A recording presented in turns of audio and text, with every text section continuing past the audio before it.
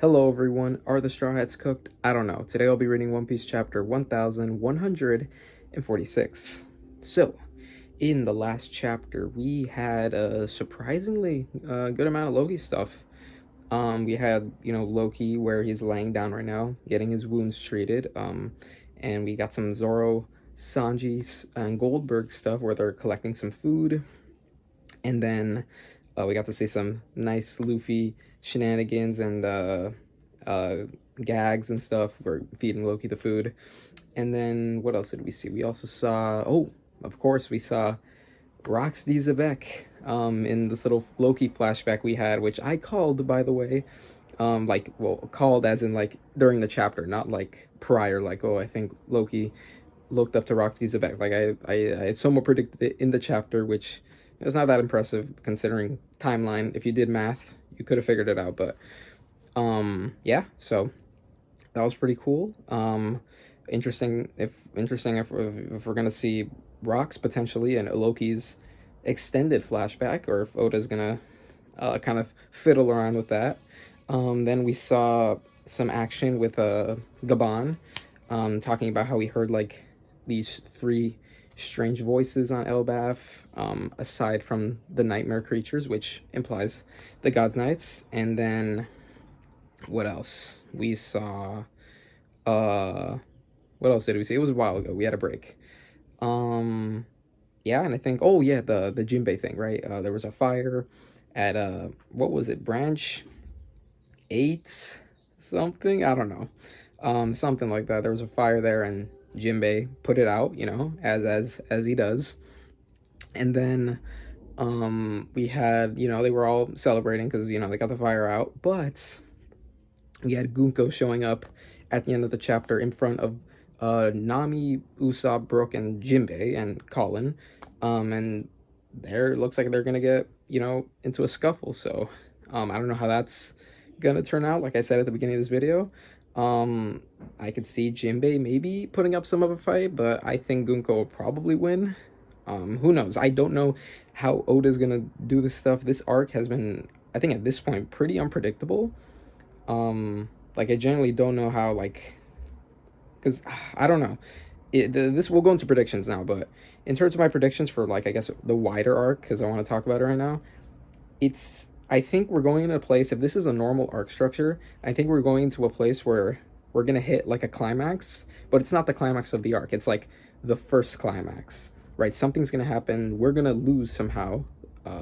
That's what I think, and then there's going to be some falling action, and then we're going to pick back up again, and then we're going to get, like, another battle, and then that'll be, like, the finale, or multiple of those. I don't know. But I just don't think the way the conflict's going right now, like, this is the final boss. Like, I don't think the God's Knights, with how intimidating they are, or, like, ability-wise, and, like, how they're talked about, how they've been talked about in the story, for the brief amounts that they have been talked about, I don't think these people can carry, unless it's Shamrock, but he left, so I don't think I think that's might have been why Oda took Shamrock out, right? To signal that this is not the end of Elbaf, we're not rushing to the end, this is just the first of multiple conflicts that are going to happen. So that's my thoughts on, like, arc structure.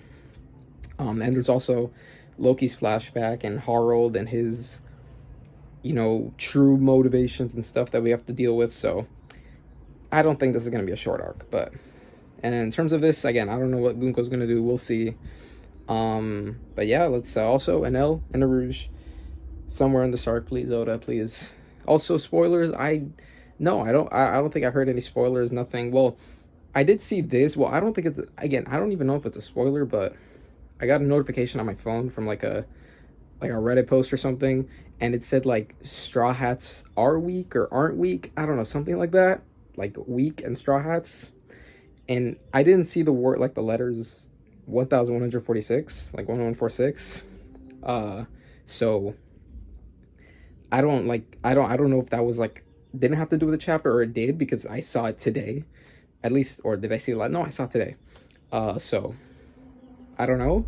Maybe, I mean, we do have Straw Hats that are gonna maybe fight with Gunko, so I don't know. It could be, maybe I did see a spoiler, I don't know. But just wanted to point it out, So let's get into the chapter. I've not seen the title, I've not seen anything. Let's see. All right, I haven't seen the title. Let's see the title. 1146, Movements Amidst Stillness.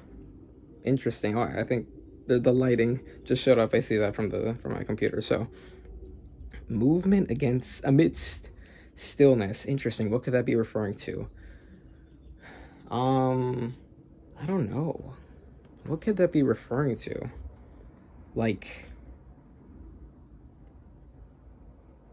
slowing down time? Like, I'm thinking like from a very physical perspective, like slowing down time while stuff's happening like really fast. Like someone's running fast, like a speedster, like the Flash or something. I don't know. I'm gonna leave it there. I don't want to speculate too much about the title. The cover story. Yo, okay. I saw a little bit of what's going on here. Ogre Child Yamato's Golden Harvest Surrogate Pilgrimage, Volume 31. I shall never forget thy favor. I shall become thy loyal supporter. Let's freaky. I don't want to start standing up now, bro, but let's go. Let's go. Old T over here. Let me zoom out real quick. Oh, we got Old T coming up to Yamato, grabbing Yamato by their like shirt, and then, you know, begging. We see page 1 on the right, and then Tama and Minatomo on the left. And yeah, I shall never forget thy favor. I shall become thy loyal subordinate. We're getting the scabbards, right? The Yamato scabbards.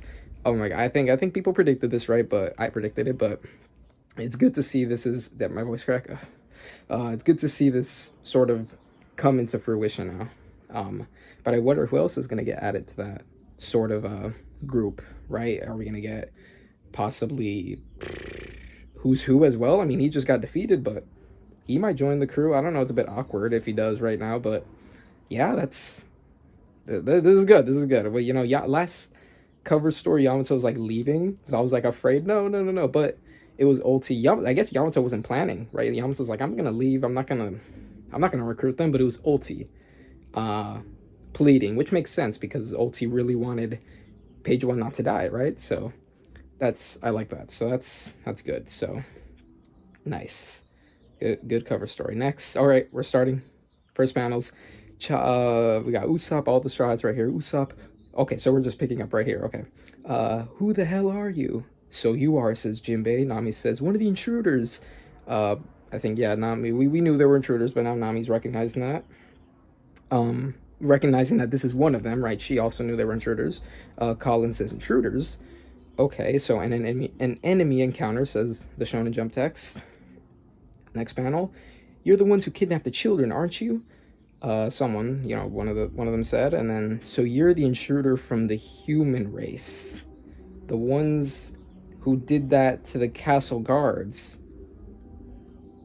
Wait, is Colin saying that? Hold up, you're the ones who kidnapped the children, aren't you? Yeah, it's obviously not Gunko talking.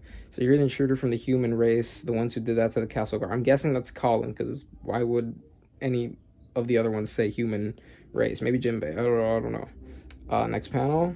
You said human race. Okay, so it was, you said human race, says Gunko, and Gunko's like, oh my god, there's a panel of Brooke right to the left of Gunko with a question mark. Is he gonna ask Gunko for her panties? We know what Gunko, hearing New World, maybe. I just completely forgot about that. I should have predicted that, but we got Gunko. I think Gunko's going like this at the end of the last chapter, so I think it's sort of a continuation of that sort of post. You said human race? Well, that's an interesting line, right? Is she gonna say, who said I'm human, or something like that? I don't know. So interesting. Next panel rather. Ooh, we are gods, says Gunko. That, you know, makes sense with the whole, obviously we know there's something deeper with Gunko, but just from like a God's Night like perspective, they are gods, right? They're not humans, even though they are humans, right? Gods. She's talking just like Enel in the Celestial. Yo. Enel mention. We got an Enel mention. Bro. We got an Enel mention. Oh my gosh. Holy shit, guys. Oh my god. If you guys don't know, oh my god. I know this doesn't mean anything, but dude, we got an Enel mention in 2025, bro. When's the last time Enel was mentioned in the story, bro? Holy shit. We got an NL mention. Let's go, dude. I'm jumping way more than I think people would expect me to for that. Actually, no, people would because I've been saying NL and a Rouge. I know it doesn't confirm they're coming back, but Usopp, thank you, man. We'll continue, man. Let's get a Rouge in this chapter 2. Let's go. Oh my god, that's so good. That's so good. I don't even know, man. Yeah, that's okay. We are gods. Gods? She's talking just like Enel and the Celestial Dragons. Obviously, factions, or not factions, but, well, one of them's a faction, but people that, Usopp recognizes and, knows about. Nami's saying, and what do gods want with the kids from Elbaf, huh? We know why, but let's see if Gunko says.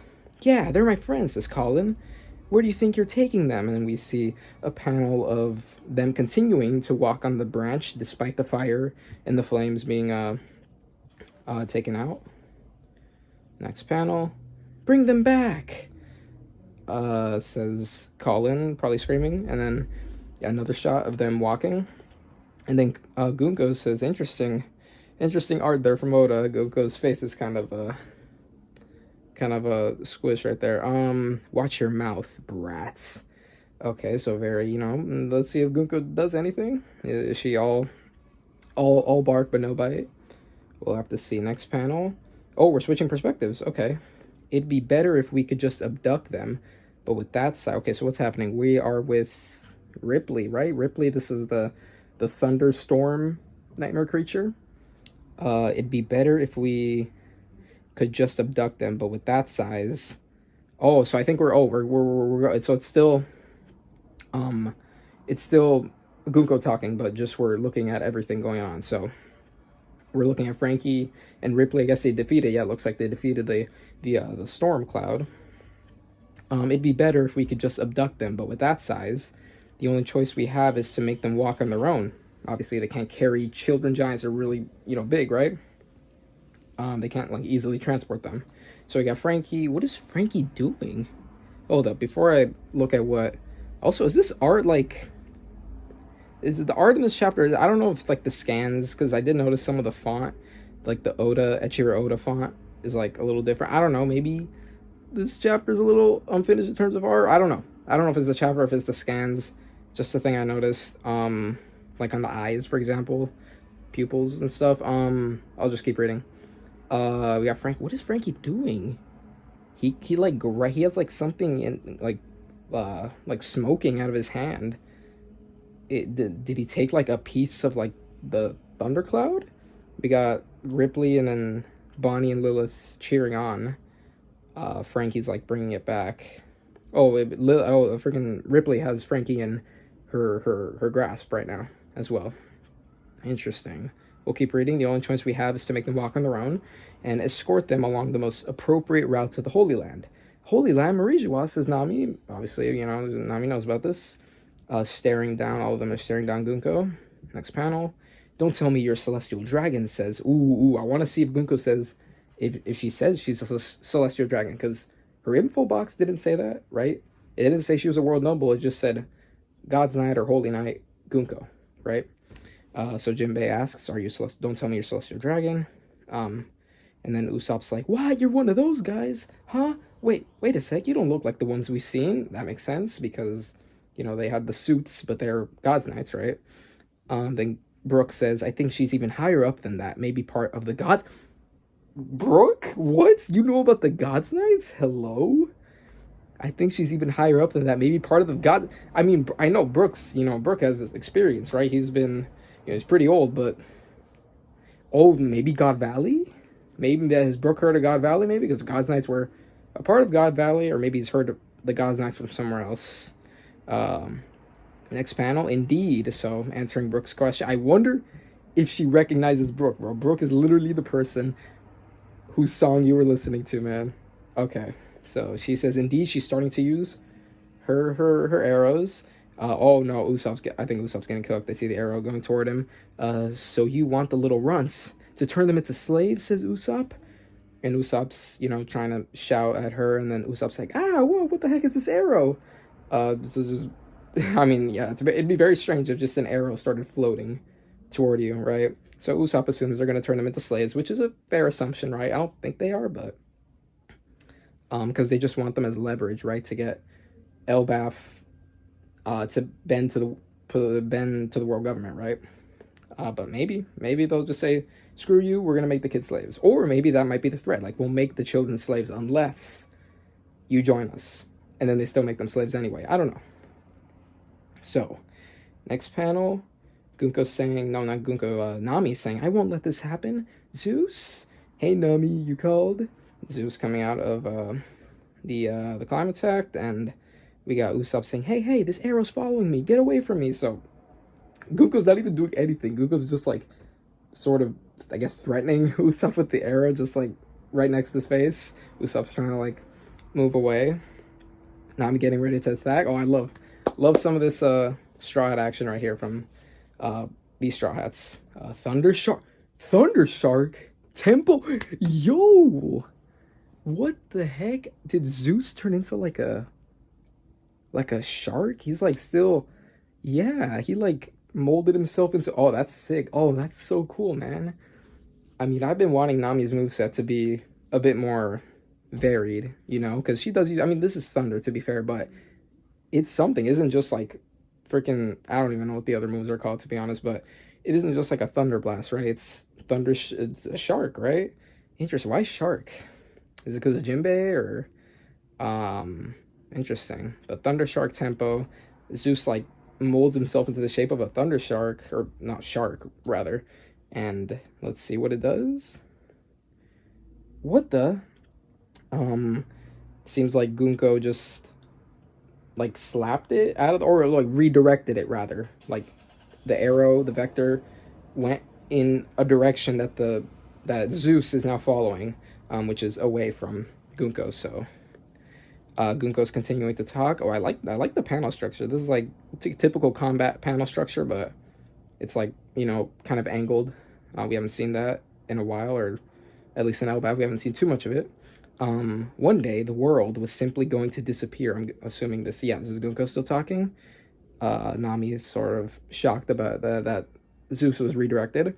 One day, the world was simply going to disappear. Or at least that's what was supposed to happen. What is Gunko talking about? Like, I don't even know, bro. We'll let Gunko talk, all right? Maybe she'll tell us. Run, Nami! And Nami's trying to... Oh, Zeus is literally chasing Nami. Oh my gosh. That's not good. Next panel. Oh no, it's after! Yeah! Then Zeus says, sorry, Nami. And Nami literally does get zapped. Has Nami ever gotten zapped by her own attack before? I know she zapped, like the other Straw Hats before. I'm pretty sure, like, Chopper and Whole Cake, I think? Or no, something happened in Whole Cake. I don't know. I don't remember if it was Chopper or Brook, but it was one of them. But Nami getting zapped over here. Gunko ellipses right now. Oh no, it hit Brook. Oh no. Brook says it hit me. Wait, I hit you, says Zeus. Thanks. Nami thumbs up right here. So, oh my god, she must have ran behind Brook or something. I don't see her in the panel prior for the impact, but oh my god, Brook, my man, I'm sorry. However, continues Gunko, a portion of the humans realized this and made it known to the world. Oh, so she's talking about the Void Century. One day the world was simply going to disappear, or at least that's what was supposed to happen. However, a portion of the humans realized this and made it known to the world, right? That history is being erased, that something happened in the Void Century. We get Clover, we get Nico Olvia, and we get Vegapunk. So it's cool that he's added to the catalog of people trying to spread the word about the Void Century, as we just saw that in the last arc. So, next panel, we got Usopp firing an attack. It's heading toward Gunko. Let's see what Gunko does. Oh, it was Skull Bomb Grass. It actually hits Gunko, but although I don't think that'll do anything, there was an impact. Take that. Don't think we're scared of celestial dragons, you bastard. Let's freaking go, Usopp. You're the GOAT. Let's go. Usopp getting some action right here. Skull Bomb Grass. What happened? Did she just take it? Oh, she freaking got... Whoa. Whoa, whoa, whoa, whoa, whoa, whoa. She's not a Logia, right? She's special paramecia? Like her freaking top half of her body just like is gone. Like perfect cell, bro. Whoa, Usopp. That was really was that really necessary? They're like, Usopp, oh my god, this is the most brutal attack you have ever done in your life. Half her body's gone. I'm so sorry, says Usopp. Oh my god, that's crazy. What? Huh? Next panel. What? Huh? What? I feel bad for her, but she's regenerating. This is freaky, says Nami. That's right. Coming back to life is something bizarre, says Brooke. All right, bro. Like it is bizarre, but look at you, bro.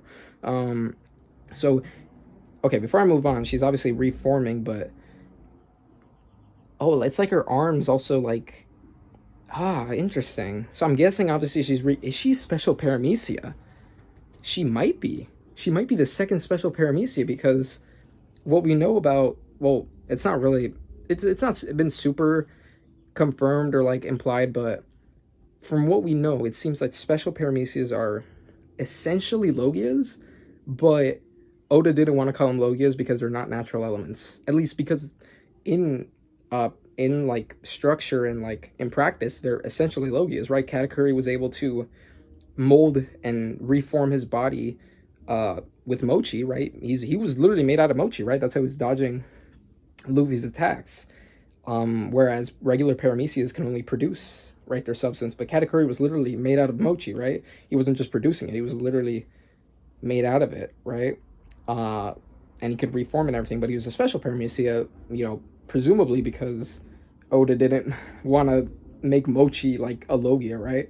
So could this be the case? Because she's literally got her top half of her body blown off. So, and she actually, it okay, it didn't say it was a paramecia. Actually, I was gonna think, I'm like, did the info box say paramecia? No, it didn't. So maybe this might be the second special paramecia. I don't know. Next panel, because this isn't an element, right? This isn't a natural element. Now it's come to this. Now that it's come to this, says Gunko's about to finish reforming. Oh my god, this has got a sick reformation. It's like she got like dusted away. There's like almost like ashes like around her or something. It's just like little crumbs or specks sort of surrounding her. Yeah, everyone, freaking out. There's no stopping it anymore. Now that it's come to this, there's no stopping it anymore. Okay, as she's reforming. Okay. Next panel.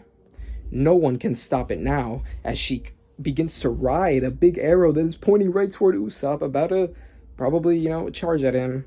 That arrow again, says Usopp. That thing goes straight for the target, doesn't it? And he's like, arrow's right in front of him.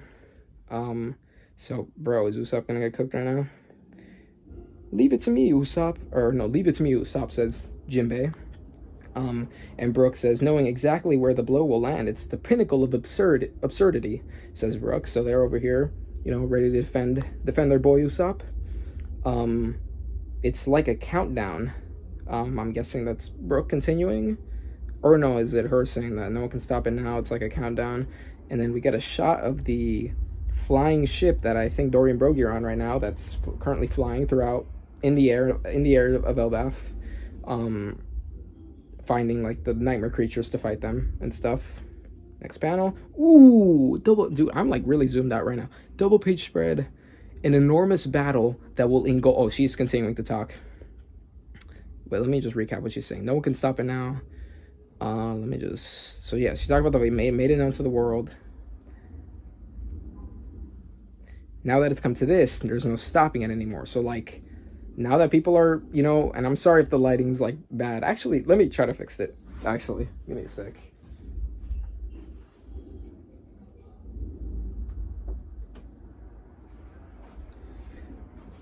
There we go. I fixed it.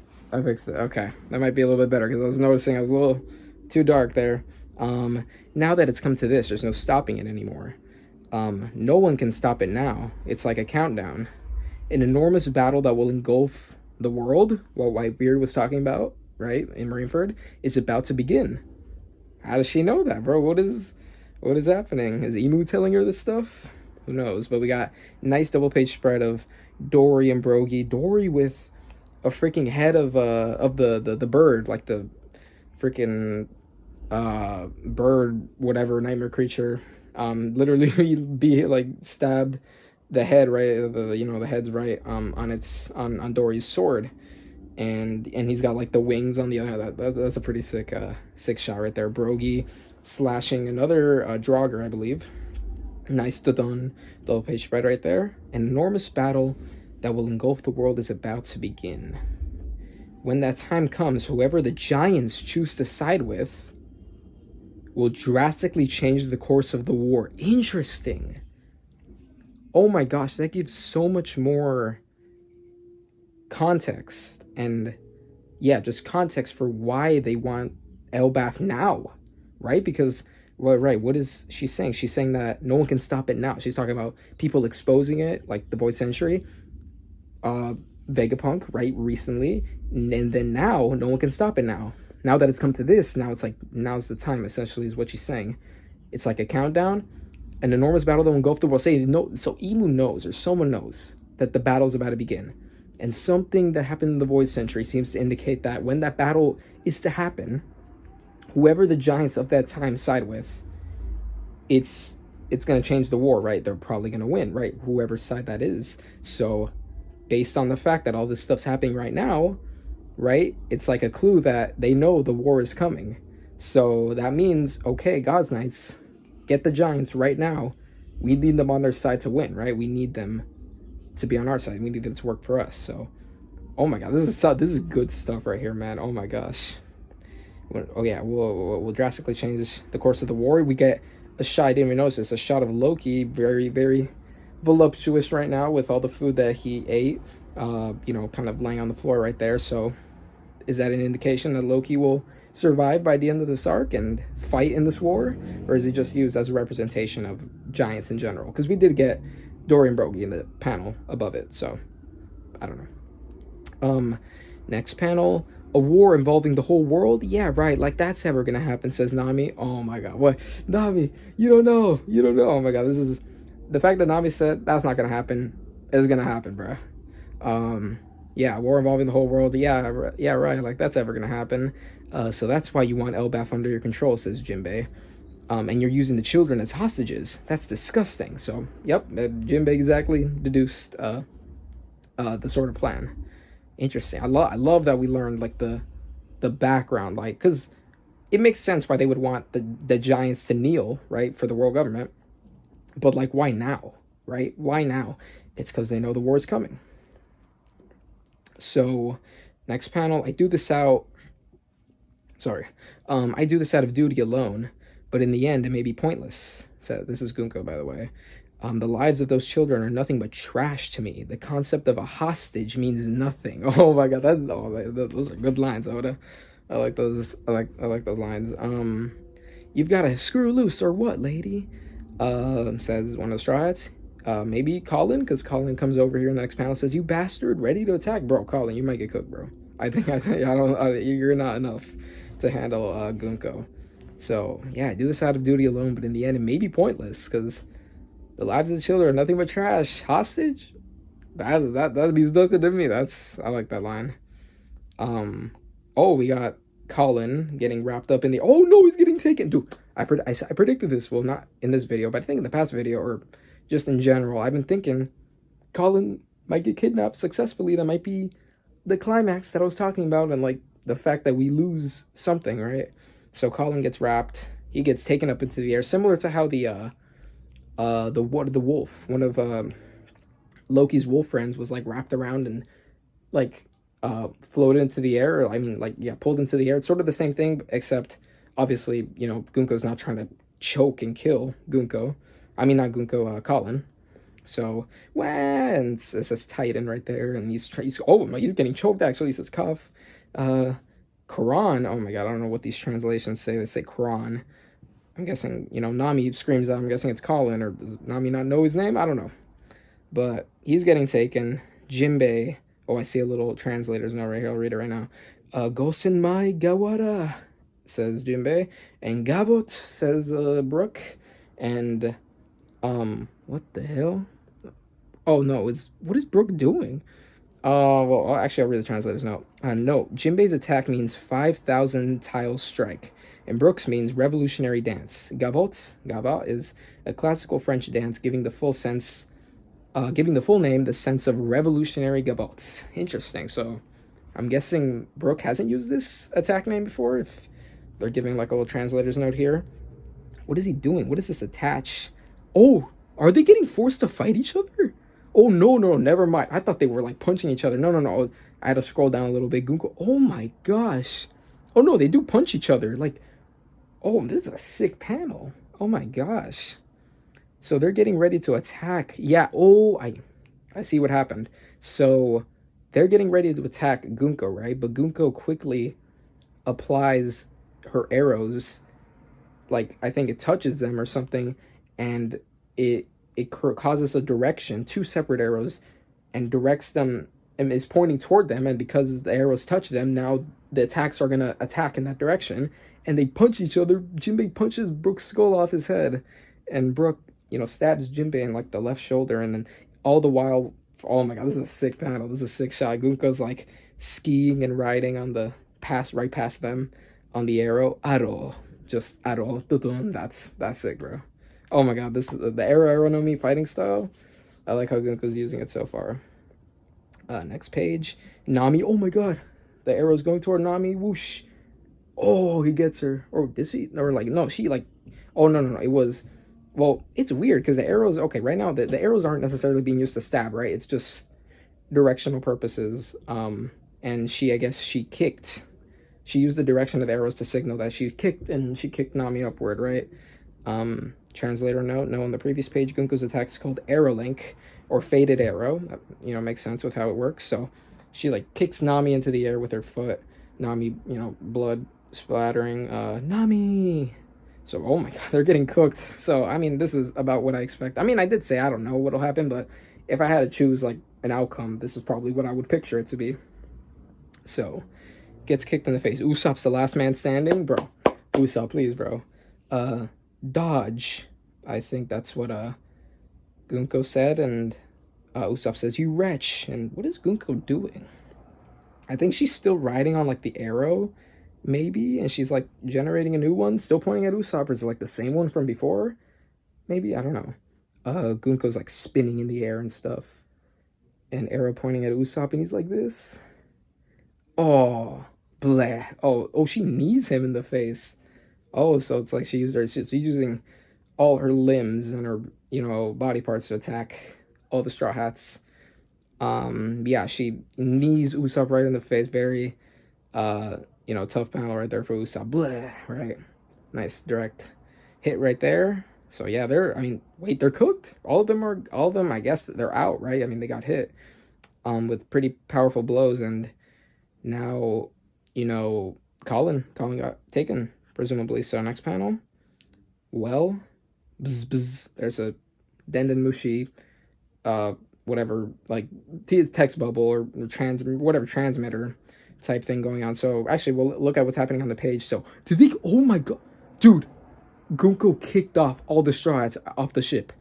Meanwhile, Colin is still being taken like upward. Oh my gosh, no, this is not good, dude. Maybe that Reddit post I saw was right. I don't know. I mean, it wasn't a big spoiler, but oh my gosh, you see all their bodies just, dude. Oh my gosh. Well, we got this text, this bubble saying, well, bzz, bzz, is everything ready, Killingham? So I'm guessing this is Gunko, maybe. So are the children about to go to where the ships are? So Elbaf does have a very limited communication network. Whoa, what's happening? So we get multiple panels of Colin struggling to, getting choked basically, and then Nami screaming, Jinbei, Brook, Usopp still with the punch on his face, and Gunko just, staring at their little blood at the end of that. Let me read the next one. But that's true, but it seems there are strategic points in each village. I think the God's Knights showed up at the Walrus School, because it says, Director Kiba. Oh no, bro, who's Summer's cooking him right now? Next panel. Whoa, I need something really hard and full of spikes, says Gilliam, as he just slams Kiba onto the floor. His face, I mean, his like top of his head literally just smacks the floor right there. What does he do? Did he just suplex him or something? Well, it looks like his hands are like really big. Killingham's, or is that just how they are? They just, it looks like it freaking suplexed him. Jeez. Director, and his bloody face. Oh, Jesus Christ, it's very, very, very dark. Note, the difference between a Denden Mushi and a Dango Mushi, that was I think the pill bug snail is what the Viz called it, the new one introduced like a couple chapters ago, is that the difference between Denden Mushi and Dango Mushi is that the first one is just for transmission, while the second one seems to imply translation. Wait, am I missing something? What does translation mean? Like, just, like you can't communicate back? Like it's just to say words? I don't know. We'll continue. My body, it won't move, says Angie. In the corner right now. I guess my body won't move. What happened to Angie? Okay. I just put your body in sleep mode, you know? Whoa. So she's awake? Like her eyes are open, but Killingham can like literally like put her into a sleep paralysis. Oh my god, it's literally sleep paralysis. What the hell? So we got Killingham right here standing on like a desk or something. Obviously also it's pretty small compared to the Giants. So he's got oh, interesting. So he's holding a Denden Mushi in his hand, but there's like a bigger Denden Mushi that's like right next to him, like a giant one. Let's see. This big guy here, right? Never heard of a Dango Mushi before. Summers, try saying something through the Denden Mushi. Pretty sure everyone in Elbaf will hear you. Got it. So is like the so is the Dango Mushi just used to project like a loud announcement or whatever across Elbaf, and Killingham is just using the Denden Mushi to call Summers, so Summers can also talk at the same time. I'm guessing. Got it. So I think it's Summers talking again. Interesting. Okay. There's like a pen on the desk or whatever as well. Next page. Oh my, what the hell is happening? Oh my god. Oh my, that's Saul. What the okay, so Summers says, but sorry, hold on, Killingham. I'm almost done with this one. That ex-Marine Vice Admiral. We got Saul Huff, just bloody and everywhere. Oh my gosh. If I had a nickel for every time I saw a bloody giant in the Sark, I'd have more than 2 nickels. Huff. Oh my god, that ex-Marine Vice Admiral was supposed to have died in O'Hara. Oh my, that's so cool. That's so cool. Huff, says Saul. Oh, there's still Robin and Chopper, I'm guessing, are still in his beard. Robin, Chopper, he's like, I don't know, I'm guessing he's whispering or thinking in his head, or he's thinking in his head. Robin, Chopper, don't come out. Hide behind my hair. And, you know, Chopper's holding his mouth and thinking Saul, and Robin has ellipses, so yeah, I guess we could see a bunch of thorns on the bottom. It seems like Summers, you know, use those thorns, right? Next panel. Oh my god, okay, this is double page, but I don't want to see this. I'm leaving the kids in your care. Also, Saul's thinking, I'm leaving the kids in your care, please. Gee, ha. Come at me full force, says Summers. Timber. Oh my gosh. Dude, I just realized what was happening. He like, I'm just gonna use it. He like fucked him up really bad. And then he set a bunch of thorns right in front of him. So when Saul falls from like the amount of pain he just took, he falls face first into the thorns. Jesus Christ. Oh my gosh. That's crazy. His face just falls on. Wait, don't they get hit too? Or is like Saul's beard so thick, it just like freaking nullifies it. Lands right face first into the thorns. Robin covering her ears. School library. Cut the peace and learning crap. You're warriors. There was a time when giants shook the world with sheer brute strength. You'll become our mercenary soldiers. Isn't that right, King Harold? What? Harold, that bastard. He really screwed it up this time, says Summers. Dun, end the chapter. Wasn't he supposed to be a glorious, radiant king? Says the Shonen Jump text. Weirdly specific, but yes, that's what we've been thinking of since how Harold has been introduced in the story. Oh my gosh. Yeah, chapter over. No break next week. Interesting. School library, cut the piece. So he's talking, right? Summers is talking. Yeah, school library, cut the piece and learning crap. You're warriors. There was a time when giants shook the world with sheer brute strength. You'll become our mercenary soldiers. Isn't that right, King Harold? I don't think that means he's alive. I think he's just talking like generally, because he says Harold that bastard. So past tense. I think he's still dead. I don't think he's alive. Although One Piece has done that, right? The king that's still alive. We had Riku and freaking Sukiyaki as well, but I don't think that's happening here. You'll become our mercenary soldiers, right? If they bend their heel to bend to the world government. Isn't that right, King Harold? Harold, that bastard. He really screwed it up this time. So he's just pissed that, dude, Harold, ain't way. Oh my way, I'm just realizing this. So he's saying there was a time when giants shook the world with sheer brute strength. You'll become our mercenary soldiers. Isn't that right, King Harold? Is he like quoting King Harold? Is that what King Harold told the government? Like, I'll make my kingdom and our warriors your mercenary soldiers? And then now he's pissed, like, oh, you screwed up, bro. There's like schools and everywhere. None of these giants are even strong. Oh my god, we got, I don't know if this is the art. I don't know if the art's a little weird in this chapter, but either way, Summers is looking very dark and gritty in that last panel. Jeez. Oh, great chapter. Great chapter. I like this one. Tons of great lines from Gunko. Good action from the Straw Hats. No Loki stuff. Well, we did see Loki in one panel, but... And then just brutality, man. So maybe... So it seems like they're gonna win, right? Maybe? Again, as I'm saying, I think we're gonna reach a climax, but then there's falling action. We're gonna have to recover.